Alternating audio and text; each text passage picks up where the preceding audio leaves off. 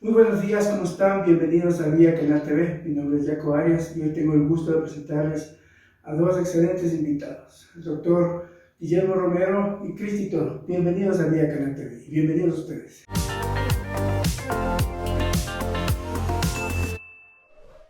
Buenos días. Gracias, Equita, por la invitación. Tenemos aquí al doctor Guillermo Romero. Él es director de Fundación Ecuatoriana por la Esclerosis Múltiple. Bienvenido, doctor. Gracias por estar aquí con nosotros. Muchas gracias por la invitación y espero que podamos conversar sobre temas interesantes que son las enfermedades neuromusculares. Sí, justamente en esta época de pandemia, mucha gente nos vimos encerrados prácticamente en nuestros hogares. Nuestras actividades deportivas se vieron reducidas a nuestros hogares. De ahí pasó que muchísima gente empezó a tener una especie de fatiga muscular. Eso es lo que queremos consultarle al doctor. Después de esta fatiga, ¿a qué exactamente se debía? ¿La fatiga muscular era justamente solo por la falta de actividad física o tal vez ya había una actividad cerebral que tal vez ya estaba incidiendo en esta fatiga muscular? Bueno, cuando hablamos de debilidad muscular, es importante diferenciar estas dos posibilidades, ¿no es cierto? Que sea una debilidad muscular real o una fatiga muscular real, dada por alguna enfermedad que incida sobre una de las estructuras que genera la fuerza, o que en realidad sea una debilidad generada por todas las preocupaciones que esta pandemia ha traído, ¿no es cierto? El encierro, hemos estado mucho tiempo en cuarentena y ha generado mucho estrés, mucha preocupación, ansiedad, angustia, y eso se traduce o se ha traducido en algunas personas en una suerte de debilidad, pero que es una debilidad generalizada, como asténico, dificultad para levantarse, pero es más por voluntad. Si eso es importante diferenciar, es una persona que pasa más triste, llanto fácil, irritable, tiene a veces insomnio, además, una sensación de dolor de cabeza, y hay muchos síntomas floridos y por todos lados que es difícil agruparlos dentro de una sola categoría. Entonces le duele la mano derecha, le duele el pie izquierdo, además tiene debilidad generalizada, cansancio. Es importante esto porque nos habla un poco más de un tema de debilidad que se puede estar enfocando a nivel mental, ¿no es cierto? Como un impacto de este encierro que hemos tenido, traduciéndose como un cuadro depresivo. Además de la depresión, la debilidad generalizada. Guillermo, eso implica que las personas que tienen mejor actitud o buena actitud están fortaleciendo más su sistema de defensa en el organismo, tal vez. Sí, es bien claro que una persona que mientras más actividad física hace, ¿no es cierto?, intelectual también, va a ser una persona que está más sana, físicamente, inmunológicamente, porque además va a ser una persona que se va a alimentar mejor y que va a dormir mejor. Los tres pilares para una vida sana es sueño adecuado, que duerma menos las 8 horas, que son importantes, que haga ejercicio, ¿sí? No ejercicio del fin de semana, sino que sea riguroso en el ejercicio y una alimentación balanceada. Estos tres pilares, sin duda que genera un aumento en las defensas, ¿no es cierto? Entonces va a ser una persona, como tú decías, que va a enfrentar mejor cualquier enfermedad. Guillermo, pero una vez que ya se ha presentado esta debilidad muscular en la persona, ¿a qué especialista médico deberíamos recurrir? Sin duda que al neurólogo, sin duda que la debilidad muscular primero tiene que ser evaluada por el neurólogo, porque eventualmente puede ser esta otra parte de la debilidad, que es la que vamos a conversar, que sea una debilidad real, ¿sí? No sea una debilidad generalizada como consecuencia de un tema de estrés, sino que más bien puede ser una debilidad real. Y aquí el neurólogo juega un papel importante porque va a ser quien dé las pautas para hacer los exámenes que sean requeridos, los necesarios, el examen y la evaluación neurológica y física adecuada para determinar si la debilidad se encuentra ya sea por alteración de los nervios o del músculo.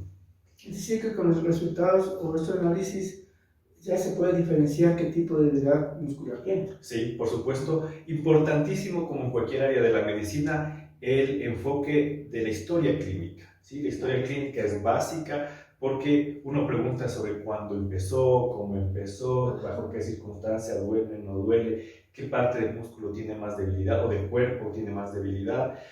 Y entonces la historia clínica es básica, luego el examen neurológico, porque yo voy a diferenciar ahí si es que la debilidad puede ser solamente facial, puede ser una debilidad de los brazos, de las piernas, dónde está enfocada la debilidad y con qué velocidad se ha ido presentando. Si hay la presencia de ciertos signos que nos van a ayudar a diferenciar ciertas enfermedades que son musculares o del nervio. Entonces, con eso en mano, entonces el neurólogo va a poder definir qué tipo de examen yo necesito realizar para poder tener certeza del diagnóstico.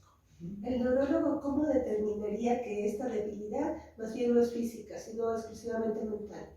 Porque los antecedentes, ¿no es cierto? Primero, los antecedentes de preocupaciones, el encierro, pongamos, de la pandemia, que es típico en estos tiempos, ¿no es cierto? Una persona que era activa, que su trabajo era salir, ventas, estar en la oficina, compartir, sí o sí, es una persona activa, sale, que ahora le toca estar en teletrabajo, encerrada, que ya no está saliendo, que además se ha disminuido su remuneración, preocupaciones de pagos, los hijos, la sobrino, el nieto, todas esas circunstancias. Entonces, cuando uno empieza a preguntar, hay mucho más detrás de solamente la debilidad, llanto fácil, irritabilidad, falta de ganas de hacer cosas. Antes me gustaba salir, ir a comprar, ahora ya no quiero salir, ya no me place hacer lo que antes hacía, cocinar, me gustaba, me da temor. Entonces, en esas circunstancias, sí, por supuesto, lo más probable es que, y al examinarle,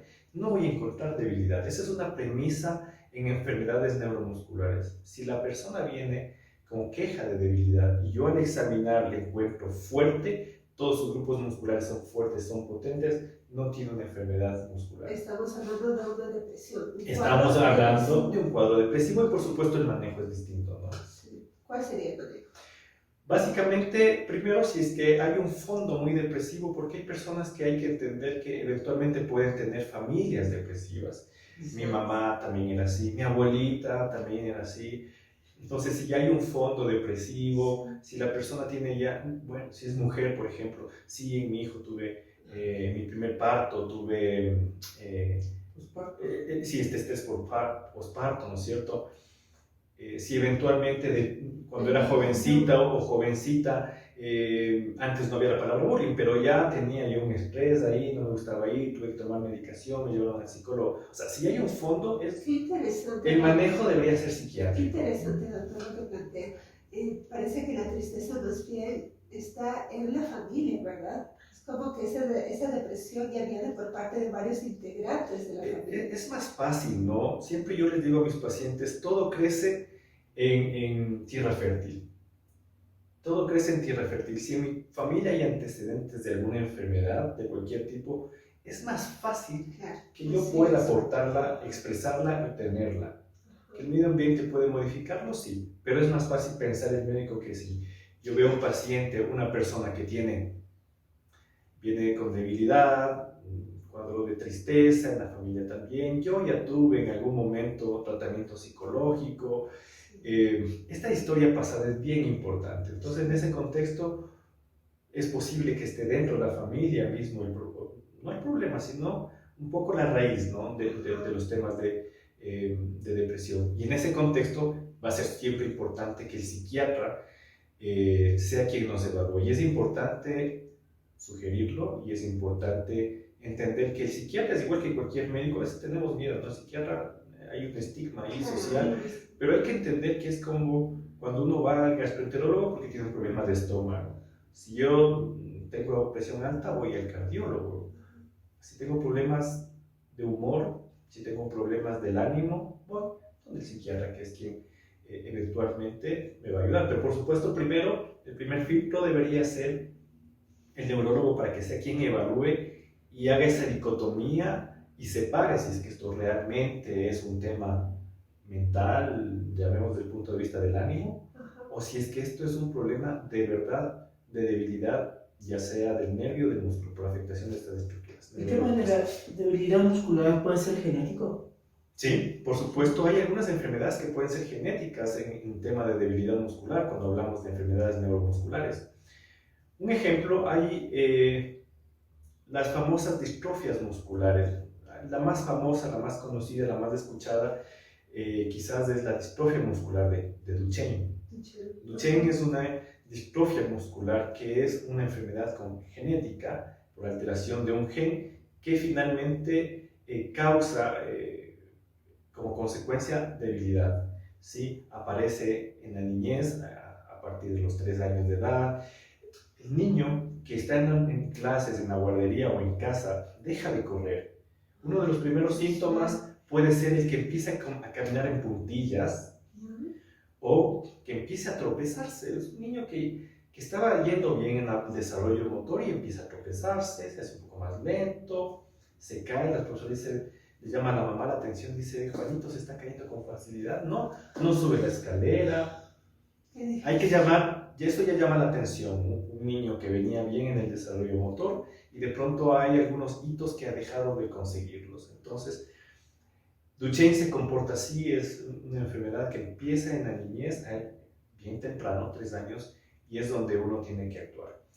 Otra enfermedad, bueno, las distrofias musculares todas son enfermedades que se originan por alteración de los genes, pero hay otras enfermedades como la miastenia gravis congénita, es decir, que uno nace con eso, que es otro tipo de debilidad muscular que varía un poco. Esta debilidad es fluctuante. ¿Qué quiere decir con esto? Que una persona está bien en un momento del día cuando no hace actividad física, pero pasan los minutos o pasan las horas y uno hace más actividad física y se vuelve débil y se debilita. Y el problema aquí está en unas estructuras entre el músculo y el nervio. Entonces, esta también sí puede ser una enfermedad que se hereda. Qué terrible, doctor. ¿Qué target está más propenso a este tipo de enfermedades neuromusculares? En realidad, el abanico es amplio, ¿no? Porque va a depender de qué estructura se compromete, ¿sí? Entonces, aquí un poco para que nuestro público se oriente acerca de las enfermedades neuromusculares, hagamos un esquema mental para poder entender dónde están las enfermedades neuromusculares. En la médula espinal hay un grupo de neuronas que son unas neuronas que nosotros le llamamos como neuronas motoras.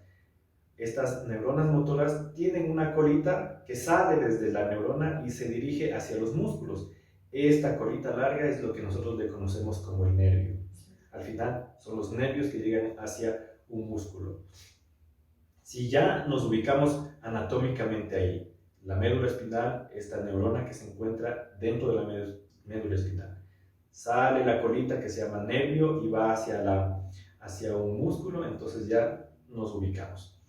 Hay enfermedades que aparecen como consecuencia de la muerte de la neurona motora. Esta neurona que genera la fuerza muscular se muere y entonces aparece debilidad. ¿Por qué se muere este neurona? Desgraciadamente no hay, hasta ahora no se ha encontrado una causa clara de decir es por esto, el medio ambiente, el tabaco, el cigarrillo. No hay. Parece que el tabaco hay alguna relación, hay algunos estudios en Italia que muestran una relación entre personas que hacen mucho deporte y que al final hacen esta enfermedad. Está en estudio, no se puede aseverar nada, pero hay estudios y ahí son poblaciones, ¿no? Entonces, cuando hablamos de esta enfermedad que se llama esclerosis lateral amiotrófica, es una enfermedad, la ELA, exactamente, es una enfermedad que el espectro de edad donde impacta mayormente esta enfermedad varía un poco de acuerdo a los países. En Europa, por ejemplo, es más frecuente a los 65 años de edad.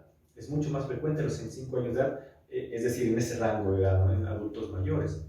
Pero acá en Latinoamérica, aunque no hay estadísticas bien claras, pero hemos visto, por experiencia que tenemos viendo estos pacientes, que nuestra población es más joven. Alrededor de los 45 años tenemos ya pacientes con esta enfermedad que es la esclerosis lateral amiotrófica. Entonces el espectro varía un poco de acuerdo a la enfermedad. Ahora, podemos ir pasando a otro tipo de enfermedades y ya nos alejamos de la neurona, ¿no es cierto?, que está en la médula espinal, y nos vamos por el nervio y nos ubicamos en los nervios.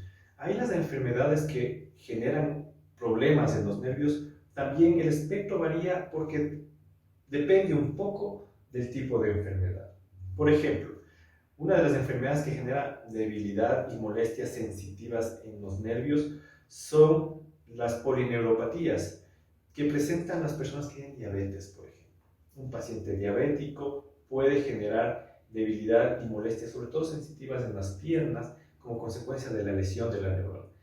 Si entendemos que la diabetes, sobre todo la tipo 2, empieza un poco tardíamente, entre comillas, en edades entre los 30 y 40 años, entonces entendemos que estas complicaciones neurológicas generalmente van a aparecer 10, 20 años después del diagnóstico de diabetes. Hay otra enfermedad que es esporádica, que es una enfermedad esporádica. ¿En qué sentido? En que no les ocurre a todo el mundo, que no es genética, que tiene que ver más bien con la inmunidad. Es el síndrome de Guillain-Barré. Seguramente a algunos de nuestros amigos que nos están acompañando, algunos de nuestros amigos que nos acompañan en este momento pueden haber escuchado esta enfermedad, que es el Guillain-Barré. Es una enfermedad que uno puede adquirirla. ¿En qué momento? Cuando de alguna manera se expone a un agente infeccioso.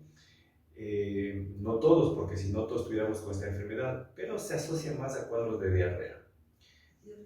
Y después de esto puede aparecer esta enfermedad que genera un problema del nervio con debilidad que puede ser rápidamente progresiva. En el lapso de 3-4 días la persona está muy débil, muy débil.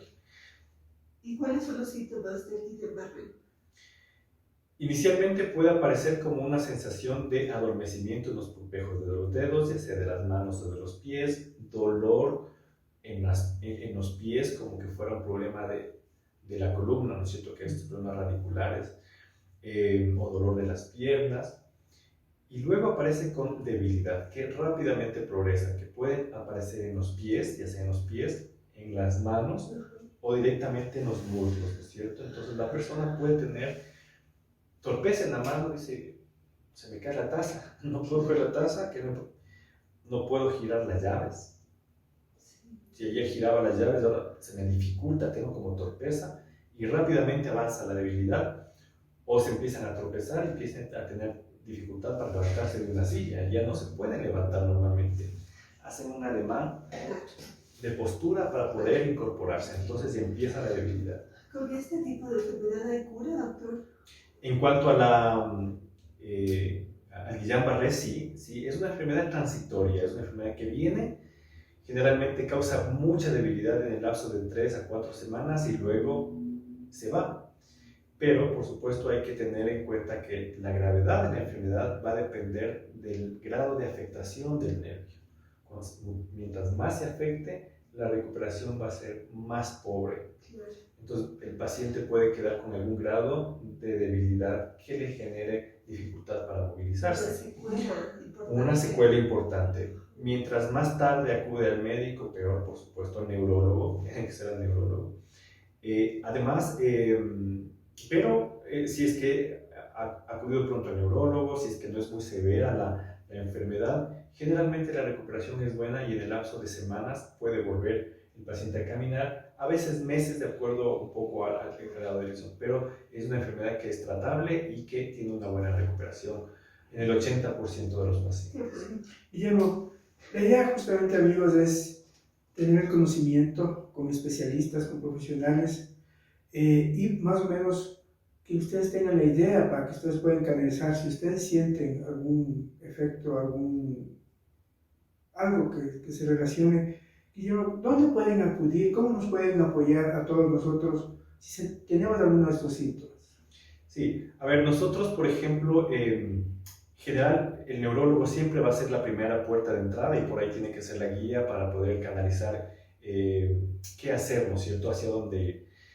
En Fundem nosotros tenemos la capacidad, digamos que colegas médicos, no solamente en el área neurológica, sino también tenemos un equipo montado multidisciplinario que es la forma en cómo ahora es importante trabajar en estas enfermedades. En Fundem contamos con psicólogos, que es importante por el impacto que una enfermedad crónica tiene, debilitante, ¿no es cierto? Contamos con neurorehabilitadores, porque es importante entender también que la rehabilitación tiene que ir de la mano de gente que conozca sobre estas enfermedades. No es lo mismo alguien que se fractura y que eventualmente necesita una recuperación, una rehabilitación física, que una persona que tiene debilidad por un problema neurológico. La rehabilitación tiene otro enfoque y tiene otra forma de llevarlo. Por lo tanto, nosotros tenemos neurorehabilitadores. Muchas de estas debilidades cursan con dificultad para tragar, con trastornos de la deglución. Las personas empiezan a toser, se atrancan, no pueden comer. Entonces nosotros tenemos el equipo que trabaja con rehabilitación de deglución, con trabajo de deglución para que la gente pueda volver a tragar o tenga una mejor capacidad para no trancarse, disminución del riesgo de hacer complicaciones por estos problemas de deglución. Contamos también con los neurólogos, neuropediatría, que es también una rama importante de la neurología. Hay varias enfermedades neuromusculares que empiezan en la niñez con Duchenne y por lo tanto también tenemos el equipo. Es decir, yo creo que importante es ojalá tener un equipo multidisciplinario en cualquier lugar donde la persona pueda acudir si siente uno de estos síntomas, ¿cierto? Si yo puedo acudir a un sitio, ojalá haya un equipo multidisciplinario que pueda evaluar mi caso y pueda hacer un manejo en conjunto, ¿no es cierto? En Fundem tenemos la capacidad de poder asistir al paciente y hacer un seguimiento bastante adecuado en estos casos. Qué bien. Tienen este equipo multidisciplinario que está organizado en Fundem para el apoyo, ¿no? Pero también es importante que la familia del enfermo, toda la familia se involucre en el tema para poder colaborar. Sí, es fundamental, es decir, la familia se convierte en la piedra angular del manejo, del tratamiento del paciente, del seguimiento. Es el grupo más importante de apoyo, pero también el grupo más vulnerable. ¿Por qué? Porque no solamente estas enfermedades causan un impacto en la persona que lo padece. Porque si yo empiezo a tener debilidades, una persona joven que puede trabajar, deja de ser el soporte, es un padre, es un esposo o es una madre, ¿no es cierto?, una esposa, que ya va a requerir acompañamiento para quizás algunas actividades cotidianas de la vida diaria, y eso se convierte y se traslada en un problema familiar y también un problema social. Por lo tanto, necesitamos también ahí la importancia del psicólogo, el acompañar en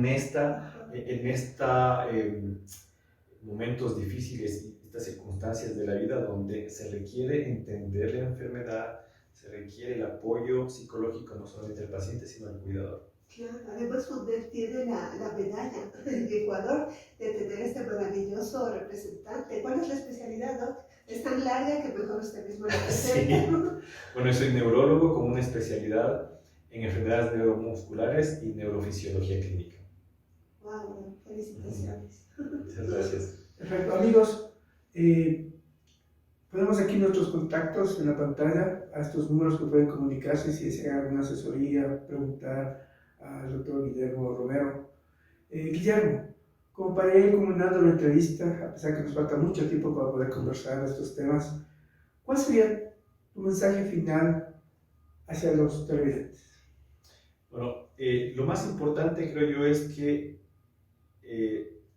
entender que cualquier síntoma de debilidad hay que consultar con el neurólogo. Cualquier síntoma de debilidad es importante, no importa que pueda ser lo que hemos conversado, quizás un tema psicológico, no importa, el neurólogo lo va a guiar. La debilidad puede empezar con torpeza para hacer una actividad para la que antes era hábil, ¿no es cierto? Abrir puertas, girar las chapas, abrir una botella, un envase, ¿no es cierto? Me empiezo a tropezar con las alfombras, con los peldaños, problemas para tragar, ¿no es cierto? Cambia mi voz. Yo hablaba claro y de pronto empiezo con una voz como nasal o con otro tipo de cambio de voz, o empiezo a toser. La tos es el primer síntoma de que tengo un problema para tragar. Sí. Nadie anda por la vida tosiendo cuando come, entonces si empiezo a comer, ya es muy frecuente la tos cuando como, tomo líquido, consultar al neurólogo. Todos los síntomas que ustedes crean que no están bien ahí, que algo pasa, por favor, consulten al neurólogo con confianza, que va a ser quien les guíe en este diagnóstico, ¿no? Perfecto. Muchísimas gracias por tu tiempo, Guillermo. Cristi, también muchas gracias. Es parte del canal de Vía Canal TV. Estimados amigos, es un gusto haber contado con esta asesoría profesional de Guillermo y todos son bienvenidos. Todas sus preguntas, sus comentarios, estamos para responderles y no duden en contactarse con el doctor Guillermo Romero para cualquier tema que ustedes requieran. Muchísimas gracias, doctor Guillermo, Cristi. Un buen día, que pasen bien. Muchas gracias. Muchísimas gracias por la invitación. Gracias.